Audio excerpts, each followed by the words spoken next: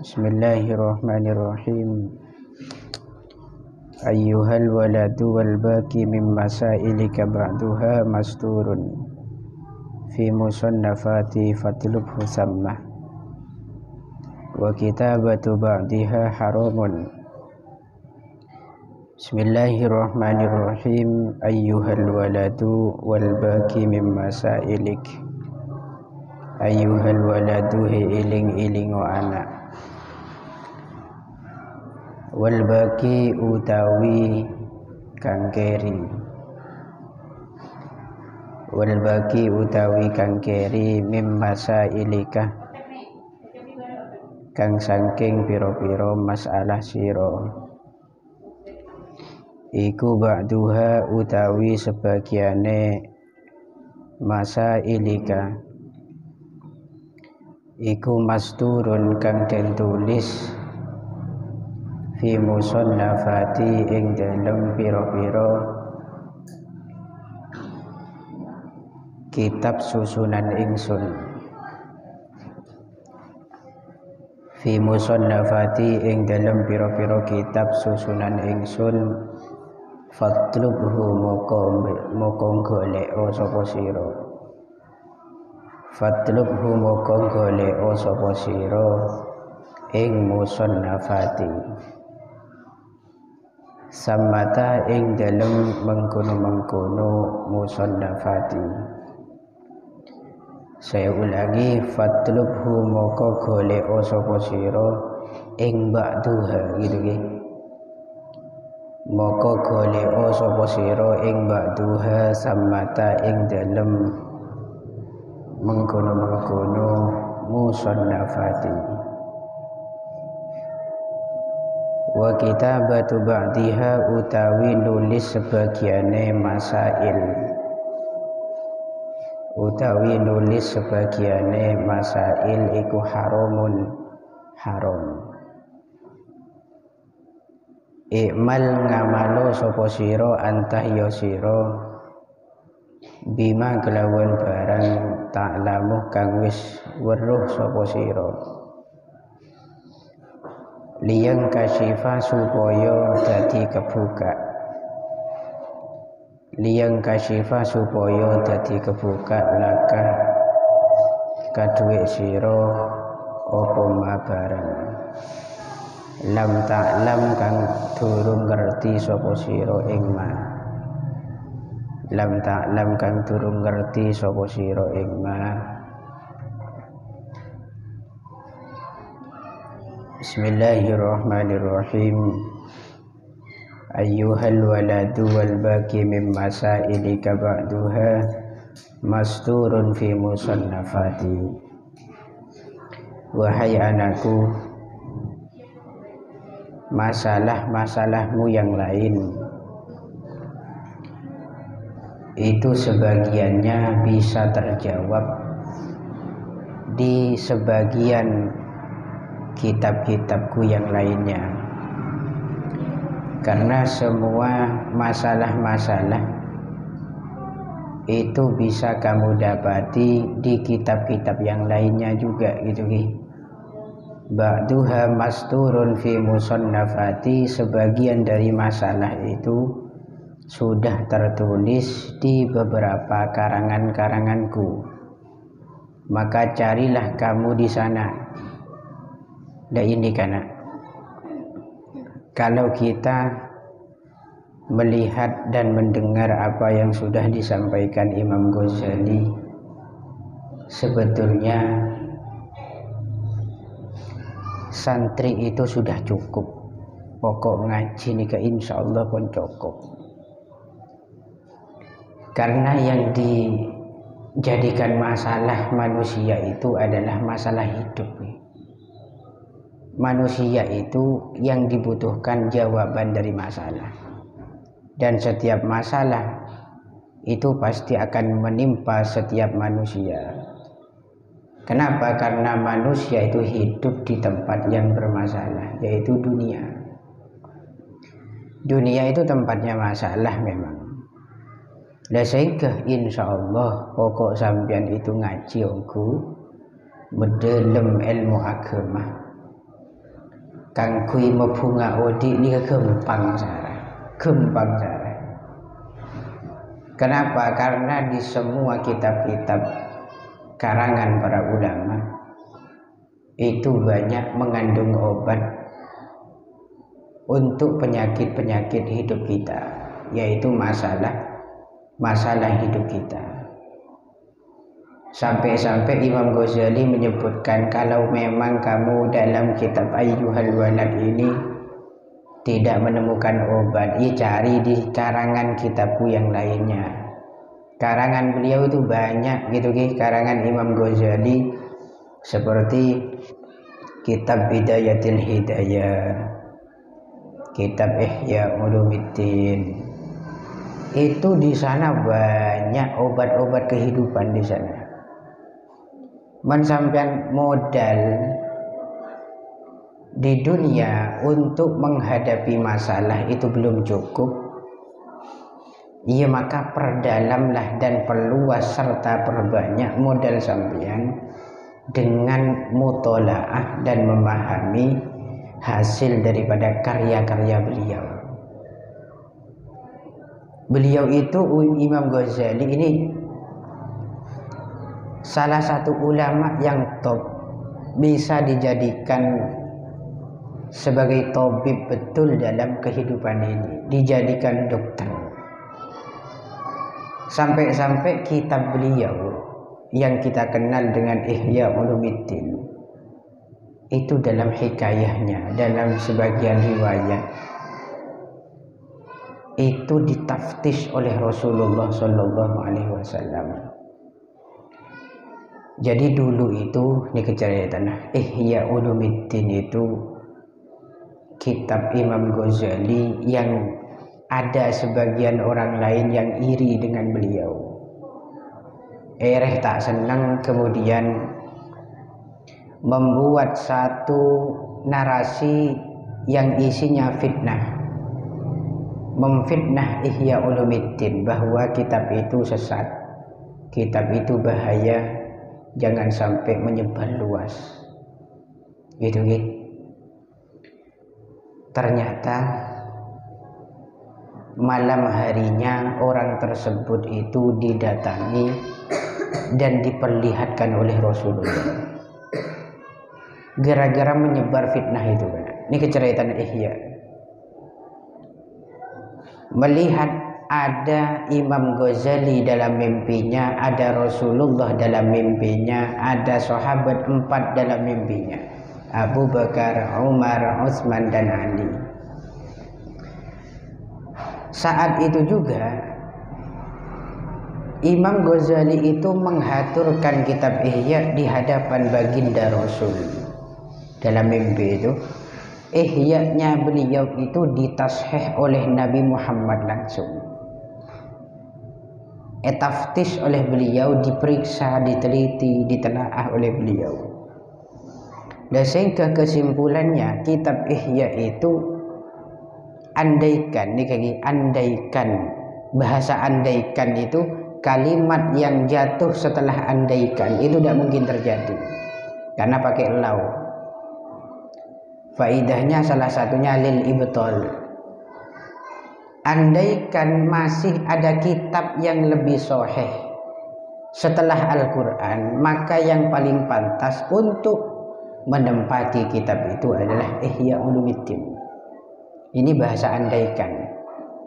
Berarti ya enggak, berarti mentok-mentoknya sudah Al-Quran. Tapi kok misalkan ada, maka rujukan umat Islam yang paling baik setelah Al-Quran, setelah hadis, maka adalah Ihya Ulumuddin. Makanya tak heran Imam Ghazali di sini menyebutkan, kalau memang masalahmu itu masih belum terjawab, maka jawaban dari masalahmu yang lain dalam hidupmu itu tertuang di sebagian kitab-kitabku. Ini termasuk di Ihya itu. Empian santreh menegu Ihya Ulumuddin. Artinya negu benih negu kitab kan. tapi neku ajaran sebenarnya ihya, maka sampean akan menjadi insanun kamil, manusia sepanjang sempurna, manusia yang al-mahbub, al-habib, yang akan dicintai oleh banyak orang dan dicintai oleh Allah wa Rasuluh. Ini kalau kita berpikir tentang apa yang telah disampaikan oleh beliau pada hari ini, mengingatkan pada karomatul ihya, karomah daripada kitab ihya. Kemudian kitab ihya itu kitab yang menjadi rujukan dari auliaillah sejak zaman-zaman setelah periodenya Imam Al-Ghazali. Coba sampean perhatikan ulama-ulama besar, habib yang jadi wali, kiai yang jadi wali, ulama yang jadi wali, semua itu memegang kitab ihya dalam hidupnya. Bahkan saking keramatnya kitab ihya itu, ada sebagian wali yang meninggal dalam kondisi memeluk kitab ihya. Meninggalnya itu dalam kondisi mutolaah, wafat dicabut oleh Allah dalam kondisi memeluk kitab tersebut. Ini mentermoga satu saat kita bisa mempelajari itu, satu saat kita bisa mutolaah, memahami, menghayati isi daripada ihya, serta bisa mengamalkannya menjadi tuntunan dalam hidup kita. Ya minimal ke sana. Kalau memang kita itu tidak bisa bercermin kepada Al-Quran secara langsung, karena kita bukan mujtahid, kita bukan orang alim yang luar biasa, butuh wasilah pemahaman dari para masyayikh, ya minimal merujuk pada kitab ihya. Kenapa? Karena dalam kitab ihya itu sedikit pun tidak ada yang menyimpang daripada Quran. Wa kitabatu ba'diha haramun, menulis sebagian masalah itu haram. Ini kata Imam Ghazali. Anapa kitab Ayyuhal Walad ini kok tidak tebal, artinya tipis dalam bentuk risalah? Karena semua obat itu tidak bisa dituang dalam kitab ini. Semua masalah tidak bisa terjawab dengan kitab ini saja. Butuh banyak kitab-kitab yang lainnya. Solusinya bagaimana? Ya banyak mutolaah, banyak baca kitab, ya banyak di situ ngenangan amal lagi hasil daripada penghayatan kita itu. Ikmal anta bima ta'lam liyankashifa laka ma lam ta'lam. Amalkan apapun yang sudah kamu tahu, maka kamu akan mendapatkan ilmu baru yang tidak kamu ketahui sebelumnya. Ini kaidahnya santreh mentro gembang oleh ilmu seanyar, ilmu saabid nika amal lagi. Mula ampun ia malaki bi pengiran sampian ia raaki ke ilmu seanyar. Paham ya? Diarahkan ke ilmu yang baru. Ada satu kaidah lagi, man tabahhara fi ilmin wahid yuhtada bihi ila sa'iril ulum. Barang siapa yang meluas keilmuannya dalam satu bidang keilmuan, maka satu ilmu yang sudah kamu kuasain itu akan menjadi petunjuk kepada ilmu-ilmu yang lainnya. Artinya apa? Ini kan sesuai dengan prinsipnya Imam Ghazali. Santri itu hakikatnya tidak perlu banyak-banyakan ilmu, itu tidak. Akan tetapi satu ilmu dikuasai betul, difahami betul, lalu diamalkan secara sempurna, maka itu sudah menjadi penyelamat sambian. Kisah ini ada hubungan yang sangat kuat dengan karomahnya Syekhina Khalil Bangkalan itu Al-Manduri. Beliau itu wakilah dalam satu cerita, sempat diundang oleh ulama-ulama nasional, internasional. Di antara sekian banyak ulama itu yang makan nyeker, makan tidak pakai sendok itu hanya ke Khalil Bangkalan sendirian. Hanya ke Khalil Bangkalan sendirian, sehingga ulama yang lain itu berpikir, kenapa kok ada kiai aneh sering beda sendok ngakan mata ngakui sendok gitu kan? Beda sendok mata ngakui sendok, mak ngakui tanang langsung. Apa jawaban daripada Ki Khalil Bangkalan? Wa fi ikhtiyaril la yaji'ul munfasil idza ta'atta ayyaji al-muttasil. Apa yang dibaca dalil tersebut itu adalah Nadham Alfiyah Ibnu Malik. Dijadikan tuntunan dalam makan sama Syekhulil. Wa fi ikhtiyarin dalam kondisi normal la yaji'ul munfasil. Jangan mendahului sesuatu yang munfasil, yang terpisah. Apa yang terpisah? Sendok.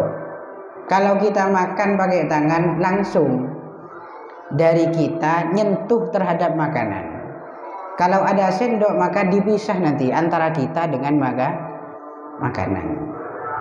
Padahal kondisinya normal, artinya normal, tangan kita tidak sakit, nasinya tidak panas, nasinya tidak butuh kuah, bisa dengan tangan. Idza ta'atta ayyaji al-muttasil, jika dengan menggunakan sesuatu yang muttasil yaitu tangan itu mudah untuk melakukannya. Ini menunjukkan ilmu nahwu saja, ini bukan ilmu kehidupan, bisa dijadikan prinsip dalam hidup. Makan santri banyak kan membuat prinsip hidup dari ilmu alat itu banyak. Kamu kalau punya hubungan dengan seseorang, maka jadilah seperti isim mausul dengan silahnya. Keduanya itu selalu ada bersama, tak bisa dipisahkan. Ini contoh kesetiaan, yaitu isim mausul dengan silahnya. Dimanapun ada mausul pasti ada silah di sana. Jangan menjadi fiil yang nanti, jangan menjadi fa'il yang nanti bisa diganti oleh naibul fa'il. Jangan menjadi hubungan seperti mubtada dan khobar, mereka itu tidak saling bersama. Bahkan mereka punya potensi untuk dirusak hubungannya dengan amil nawasih. Ini menunjukkan keluasan kita dalam satu bidang keilmuan itu bisa menjadikan semua masalah itu beres, mengarahkan kita pada ilmu-ilmu yang lainnya gitu gitu. Ayyuhal walad ba'dal yawm la tas'alni ma ushkila alaika illa bilisanil jinan liqaulihi ta'ala ila akhirih. Wallahu a'lam.